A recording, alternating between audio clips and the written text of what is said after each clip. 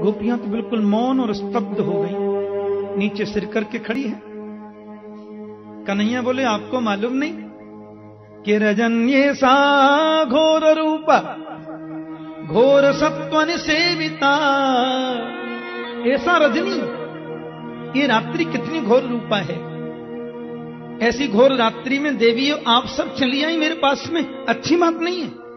हां, एक तो रात्रि घोर, फिर ये जंगल घोर, और इस घोर जंगल में, घोर रात्रि में हिंसक जंतु भी रहते हैं वन में, तो आप सब चली आई मेरे पास में, जाओ लौट जाओ। ओहो, अभी मैं समझा, आप इसलिए लौटकर जाना नहीं चाहती हो कि आपने कभी जंगल तो देखा नहीं। तो दृष्टम वनम कुसुमितम राकेश कर रंजितम। राकेश चंद्रमा के द्वारा रंजित जो वन है उसको आपने देख लिया ना। अरे 5 मिनट देखो, चाहे 5 घंटे देखो, चाहे 5 महीना देखो, एक ही बात है। अब जाओ, यमुना जी बह रही हैं, ये बालुका खिल रही है, सुंदर सुरम्य वातावरण है, देख लिया ना, जाओ।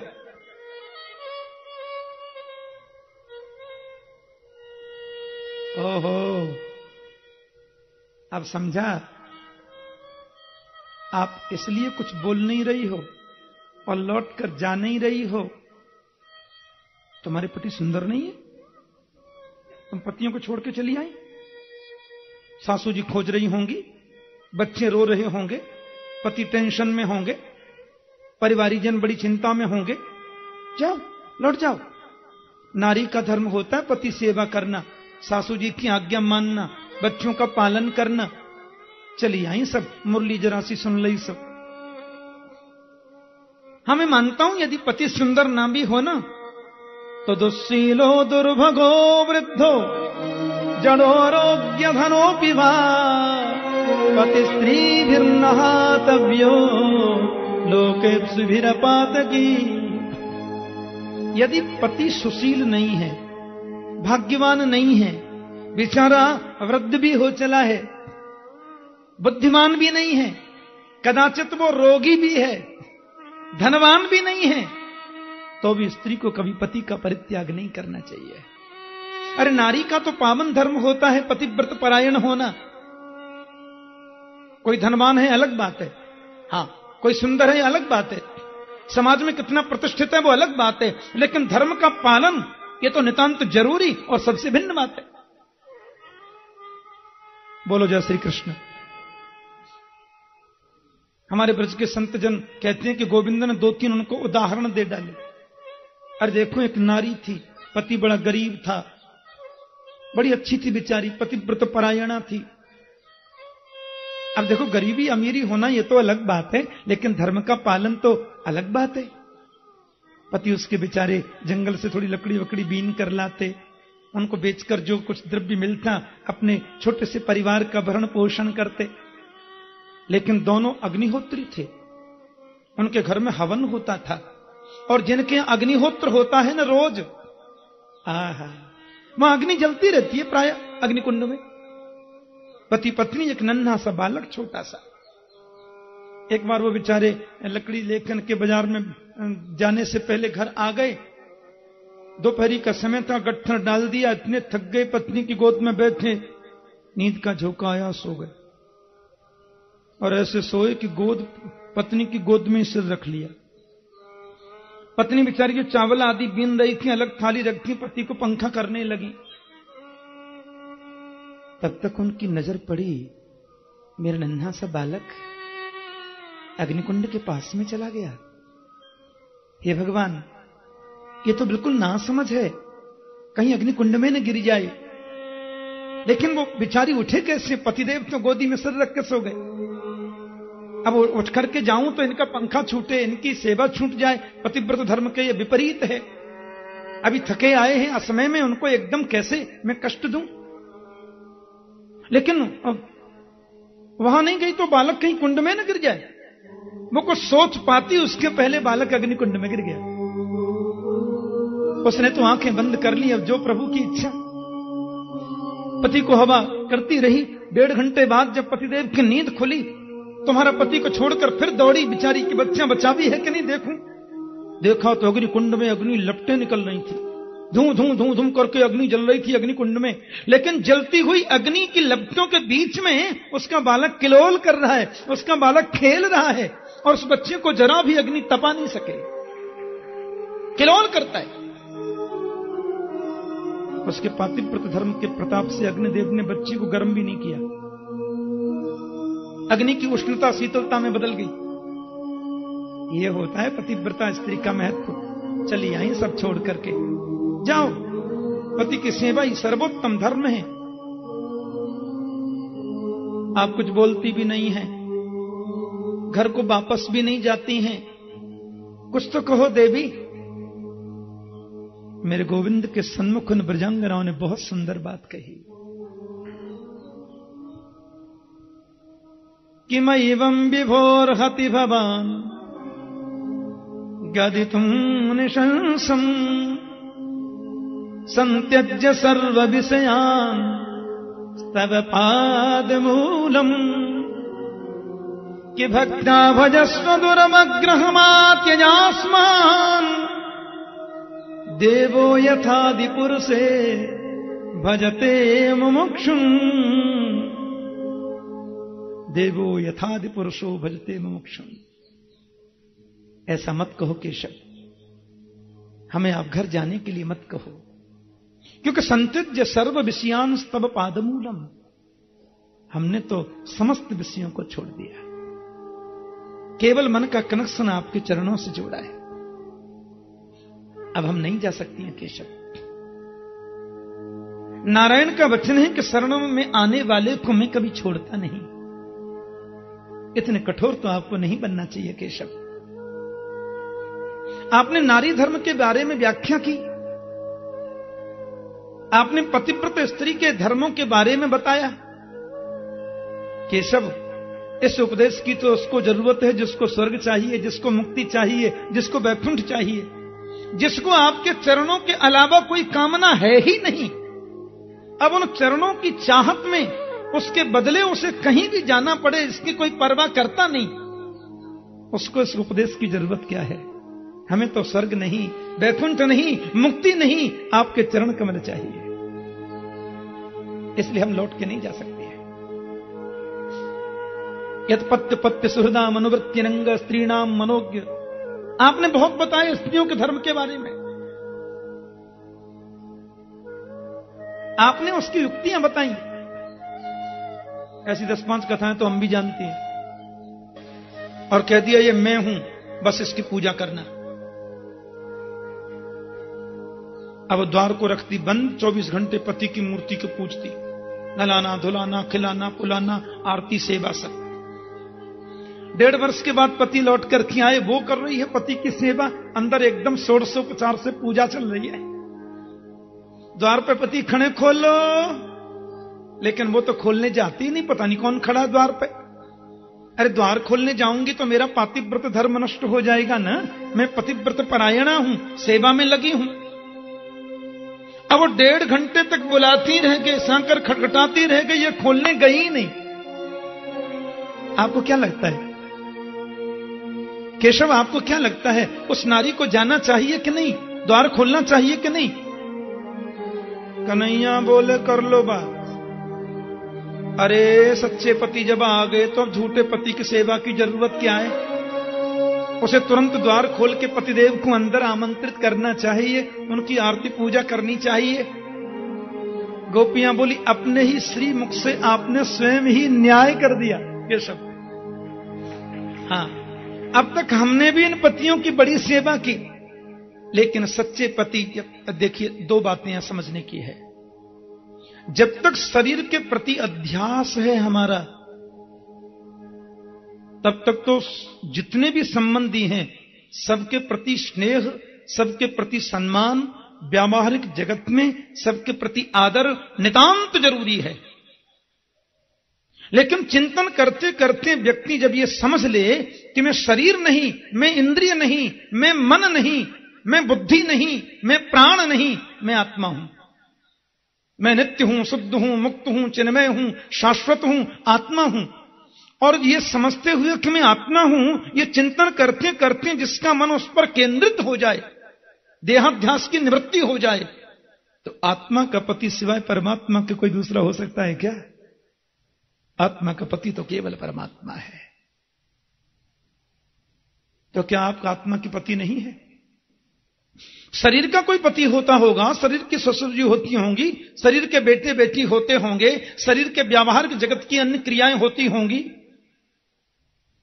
पर जब हम आत्मा हैं तो आत्मा का पति आपके अलावा कौन हो सकता है? और चित्तम सुखेन भवता परितम गृहेषु यन्निर्विसत्य करौ अपि गृहीय कृत्ये पादौ पदम न चलतस्तव पादमूलात् यामः कथम ब्रजमथो करवाम किंबा। गोपियां कहती हैं, चित्त को तो चुरा लिया आपने, हे चित्त चोर, और हमसे बोलती हो कि तुम चले जाओ घर में, पैर जाने को राजी नहीं, चलने को बढ़ते नहीं आगे, और यदि चली भी जाए तो करवाम किंबा, वहां जाकर करेंगी क्या? चित्त तो आपके पास है। नरक में जाने के बाद यदि आपकी प्राप्ति होना संभव है तो नरक भी हमारे लिए स्वर्ग से ऊंचा है। जीवन भर तकलीफें पाने के बाद भी यदि आपकी झांकी देखने को मिल सकती है तो वो तकलीफें ही हमारे लिए सबसे बड़ा सुख है। हमें वैकुंठ की, स्वर्ग की और भौतिक सुखों की आकांक्षा नहीं है, हमारी तो एक ही अभिलाषा है, गोविंद को पाना है, और आप हमारे हैं। अब यहां एक बात और समझो, पहले परमात्मा जीव को बुलाता है, मेरे पास आओ, और जीव जब आता है तो उसका सत्कार करते हैं, और सत्कार करते करते फिर ठोक पीट करके देखते हैं कच्चा है कि पक्का है, कच्चा है कि पक्का, कहीं संसार की वासनाओं को लेकर के तो नहीं आया। यदि वासनाओं को लेकर के मेरे पास में आया है तो इसका आना व्यर्थ है। मेरे पास आना सार्थक तो तभी है जब इसमें वासनाएं न हो, और संसार के प्रति थोड़ा भी इसका आकर्षण होगा तो उसकी परीक्षा लेकर तो मैं देख भी लूं। तो भगवान अपने ही श्रीमुख से सासू जी का, ससुर जी का, पतिदेव का, बच्चों का, परिवार का, परिवार की सेवा का बखान करते हैं, उनकी प्रशंसा करते हैं, ताकि थोड़ा बहुत भी जीव का मन यदि उनमें होगा तो मेरे मुख से बड़ाई सुनकर तो जरूर लौट के चला जाएगा, और वास्तव में मन यदि मुझ में लगा होगा तो मैं भी स्वयं संसार की कितनी प्रशंसा करूं, उधर की तरफ उसका मुख मुड़ नहीं सकता, क्योंकि मन मुझ में लग गया है। और यह बात सिद्ध हो गई कि गोपियां तो कृष्णमयी हैं।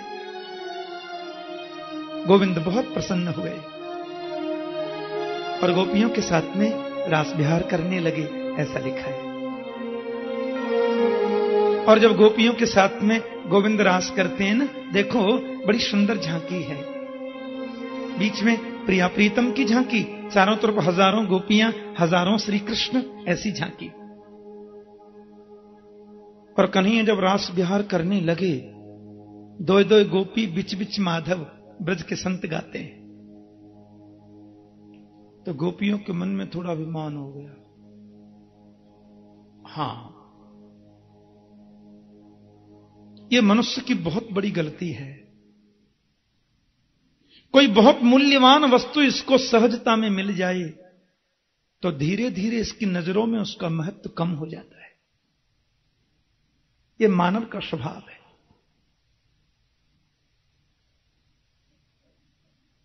कोई बहुत ज्यादा अमूल्य निधि इसको मिल जाए तो फिर अपने स्वभाव के वश में होकर यह उसका महत्व कम आंकने लग जाता है।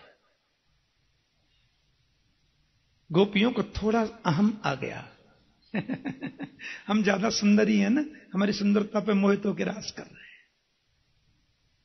राधा रानी को थोड़ा मान हो गया।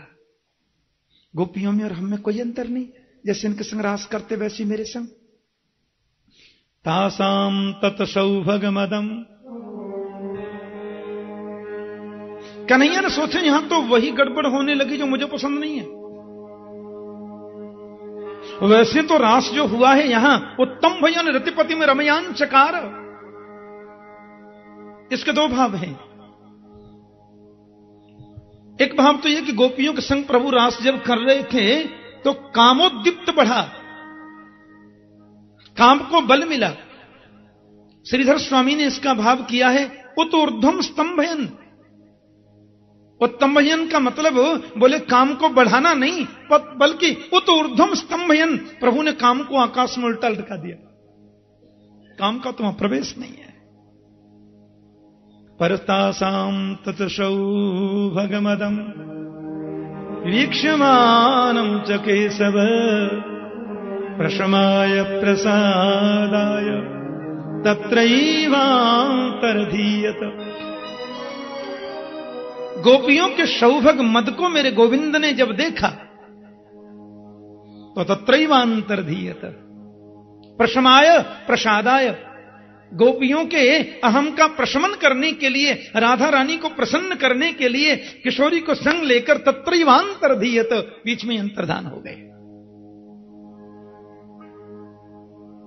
अब गोपियों ने देखा अभी गलवैया में थे, अब कहां चले गए? गलवैया में तो है नहीं।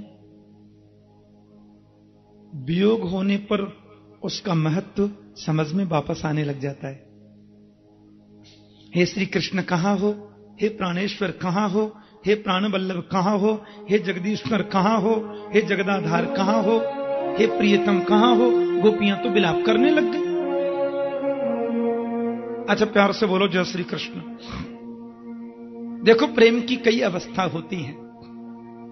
प्रेम की एक अवस्था है कि प्रियतम के वियोग में रोना। प्रेम की एक और अवस्था है, ऊंची अवस्था, प्रियतम के वियोग में उसको मिलने के लिए तड़पना।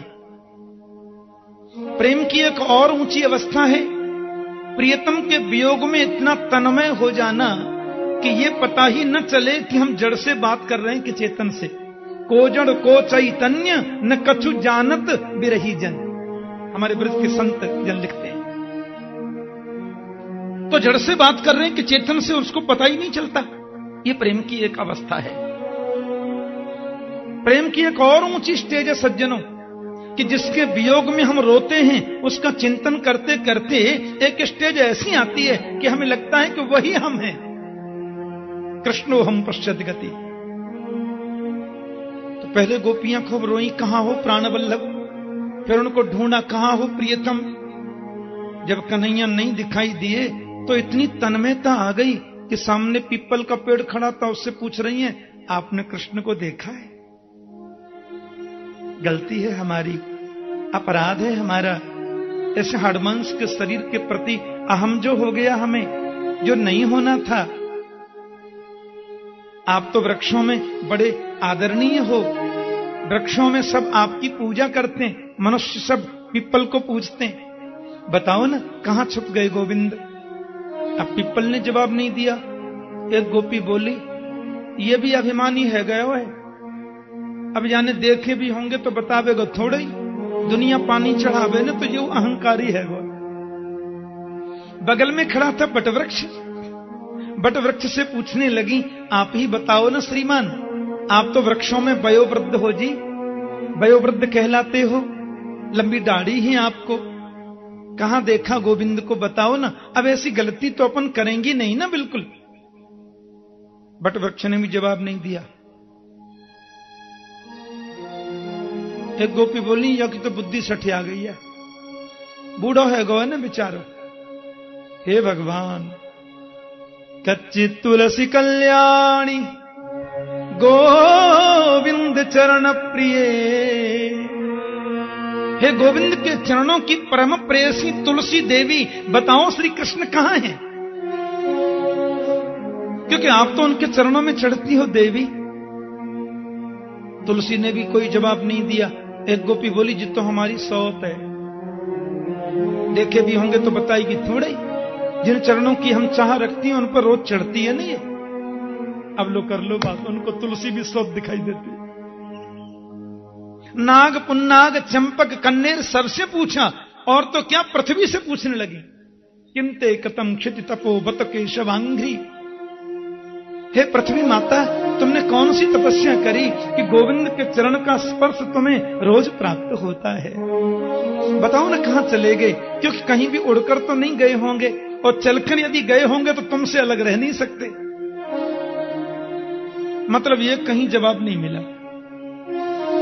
अब गोपियां हे श्री कृष्ण कहां हो, हे श्री कृष्ण कहां हो, ढूंढते ढूंढते ढूंढते ढूंढते हम गोपी हैं ये भाव खत्म, मैं ही कृष्ण हूं ये भाव जग गया। कृष्णो हम पश्चात गति, क्योंकि लाली मेरे लाल की जित देखूं तित लाल, लाल ही देखन में गई मैं हूं गई लाल। ब्रह्मविद ब्रह्मैव भवति,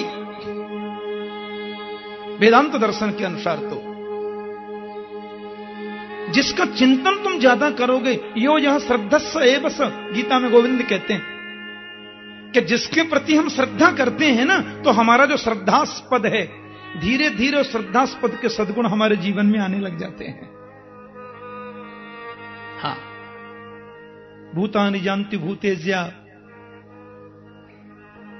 यान्ति मद्याजिनोपि माम, जो भूत प्रेत की उपासना करते हैं मरने पर भूत प्रेत बनेंगे, ये तो कंफर्म है ही।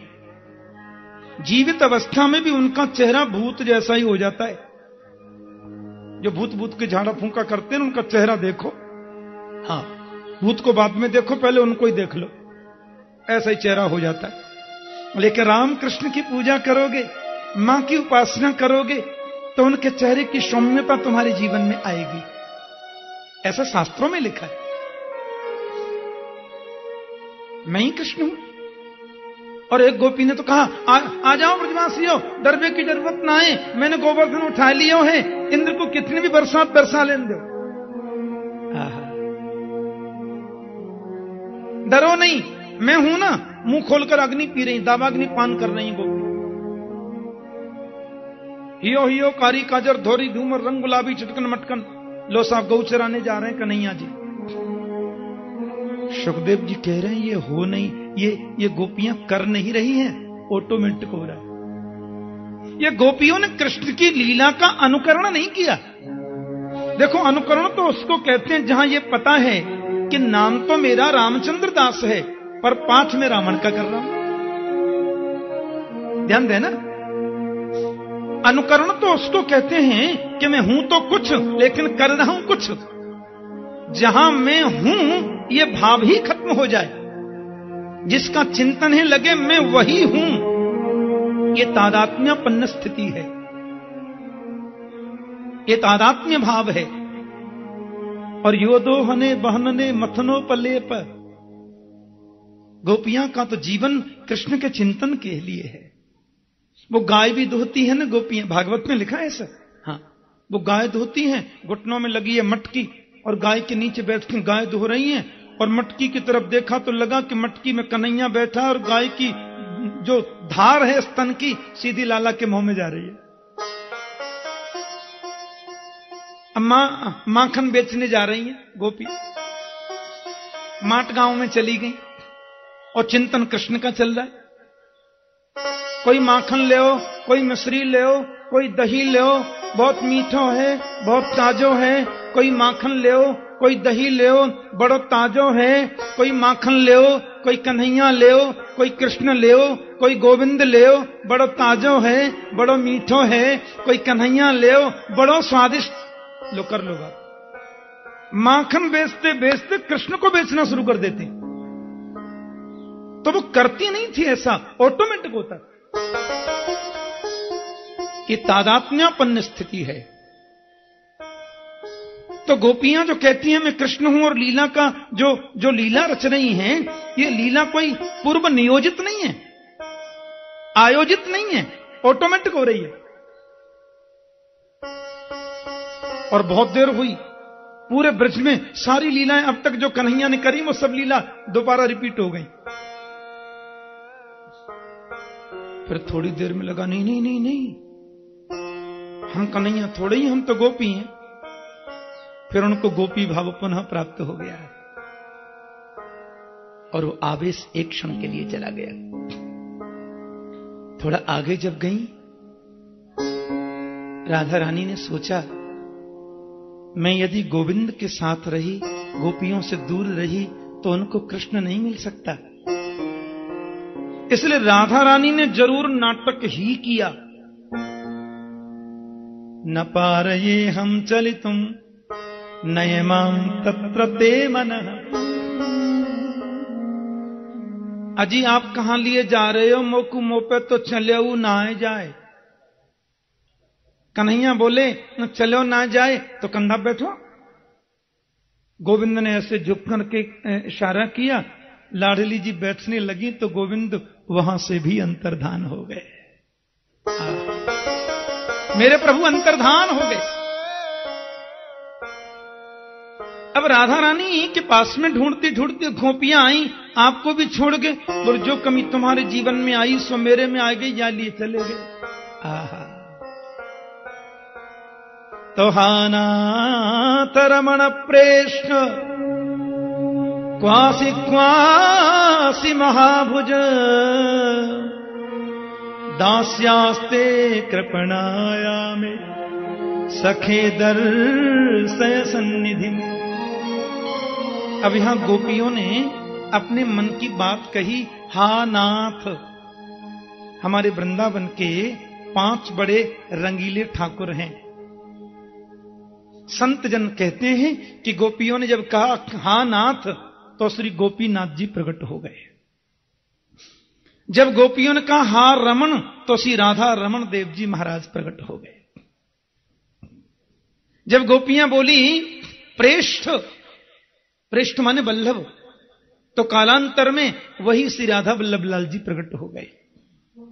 और क्वासी क्वासी महाभुज, महाभुजे कहा तो श्री गोविंद देव जी महाराज प्रकट हो गए। मेरे ब्रज का राजा ठाकुर है गोविंद देव। और दास्यास्ते कृपणाया में सखे, जब सखे कहा तो श्री मदन मोहन देव जी और श्री बांके बिहारी लाल जी प्रकट हो गए।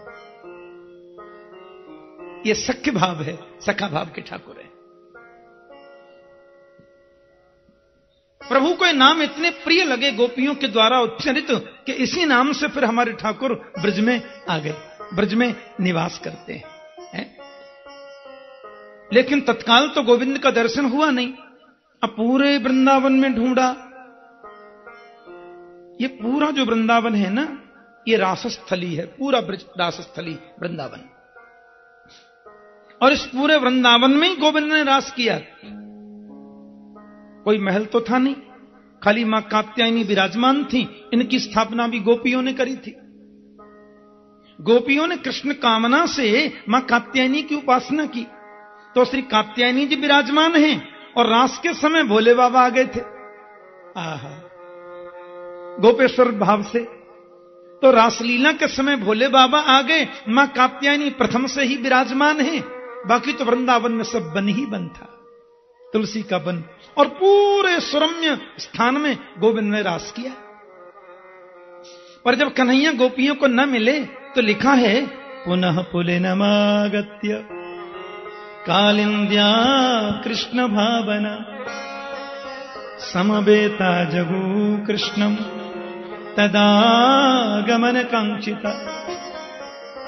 गोविंद मिलन की कामना को लेकर के गोपियों ने एक सुंदर गीत गाया। मैंने कल निवेदन किया था कि यमुना है भक्ति, गंगा है ज्ञान और श्री सरजू है वैराग्य। इसका भाव यह हुआ कि तुम कहीं भी गोविंद को ढूंढ लो, पर जब तक भक्ति का आश्रय नहीं लोगे वो तुम्हें मिलने वाला तो नहीं है। इसलिए गोपियों ने अब कन्हैया को ढूंढना बंद कर दिया।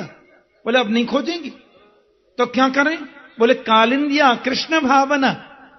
कालिंदी यमुना के किनारे आई। यमुना यानी भक्ति का आश्रय लेकर के वहीं पुकारा और गोविंद बाद में प्रकट हुए। तो गोपियों ने यमुना किनारे बैठ करके जो गीत गाया न जी, इसी को तो बोलते हैं गोपी गीत। कितना बड़ा सद्भाग्य है हम लोगों का।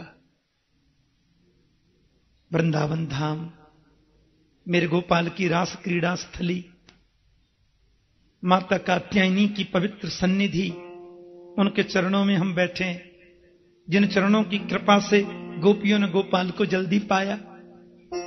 और वहां बैठकर हम वही गीत गा रहे हैं जो गोपियों ने गाया। भागवत का मुख्य प्राण गोपी गीत।